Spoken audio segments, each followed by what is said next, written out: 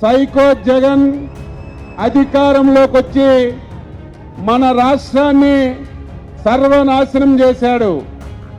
మన రాష్ట్రం యొక్క పేరు ప్రతిష్టలన్నీ కూడా దేశ స్థాయిలో పూర్తిగా దిగజారిపోయినటువంటి విషయాన్ని మీ అందరికీ తెలియజేస్తున్నాను. 5 సంవత్సరాలు అవుతుంది. మనకి మన పార్టీకి ఎన్ని ఇబ్బందులు పెట్టారో మనందరం కూడా చూశాం. ఇబ్బందులన్నీ కూడా ఎదుర్కొన్నాం. అందరం కూడా పోరాటం చేసి మన పార్టీని ఈ స్థాయిలోకి తీసుకొచ్చామని చెప్పి మీ అందరికి కూడా తెలియజేస్తున్నాను. సైకో జగన్ పని అయిపోయింది. ఇంకా రేపు ఎప్పుడు ఎన్నికొచ్చినా సరే తెలుగుదేశం పార్టీ జనసేన కలిసి రాష్ట్రంలో ప్రభుత్వాన్ని ఏర్పాటు చేయబోతున్నాయని చెప్పి తెలియజేస్తున్నాను. మీ అందరికీ తెలుసు, మన యువ నాయకుడు శ్రీ నారా లోకేష్ బాబు గారు 3200 కిలోమీటర్లు పాదయాత్ర చేశారు. మా ఉత్తరాంధ్రలో ముగించారు. ఉత్తరాంధ్రలో ముగింపు సభ పెట్టాం.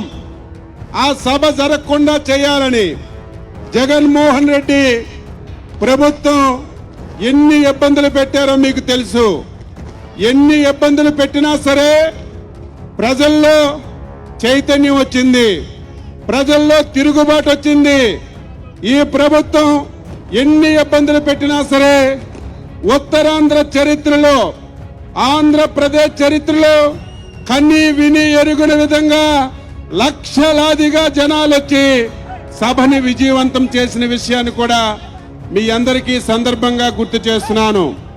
మనకింకా 100 రోజులు సమయం ఉంది. చాలా తక్కువ సమయం ఉంది.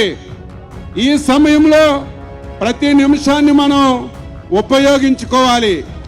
ప్రతి నిమిషం కూడా కష్టపడి పనిచేయాలి. పనిచేసి ఈ రాష్ట్రంలో తెలుగుదేశం జనసేన పార్టీని అధికారంలోకి తీసుకురావాలి. ఈరోజు రేపు జరుగుతున్నటువంటి ఎన్నిక వైసీపీ పార్టీకి, తెలుగుదేశం పార్టీ కాదు. వైసీపీ పార్టీకి, జనసేన పార్టీ కాదు. వైసీపీ పార్టీకి 5 కోట్ల మంది ఆంధ్ర ప్రజానీకానికి జరుగుతున్నటువంటి ఎన్నిక.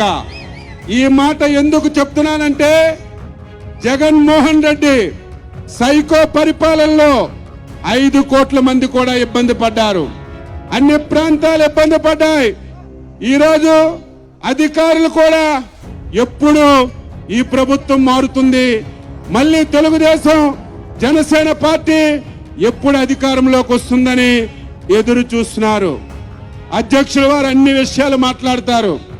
మన మీద విపరీతంగా కేసులు పెట్టారు, సంబంధం లేనటువంటి కేసులు పెట్టారు. ఎవరమైనా సరే ఈ ముఖ్యమంత్రి చేసినటువంటి తప్పులు, ఈ ముఖ్యమంత్రి చేసినటువంటి అవినీతి సోషల్ మీడియాలో పెట్టినా సరే వాళ్ళ మీద కూడా కేసులు పెట్టారు.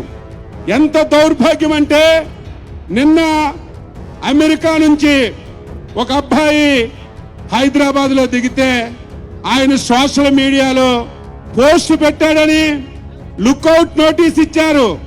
ఎంత దారుణం అంటే, అసలు ఈ అధికారులు చదువుకున్నారా? ఈ అధికారులకు అవగాహన ఉందా?